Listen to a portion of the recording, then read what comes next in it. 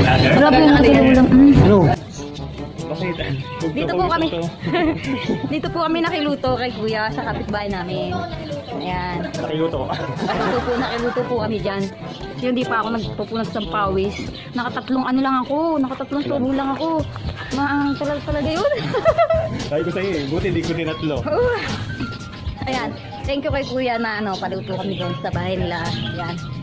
Sakto. Inaabangan niya yung reaction namin eh. Kung ano nangyari doon sa challenge. Yung dalawa parang wala nangyari. Isa lang eh. Ayun. Ayan. O kuya, ano masasabi mo? Wala. Nakita ko lang sa itsura mo. Inaantay namin yung isa naming katrabaho. Kasi hindi pwedeng hindi siya makasama. Nabiktima ako nun ng dalawang to. Hindi siya nakakal. Ano mo? Vlogger? Ako lang? Ha? Bago ko pa lang ito ba?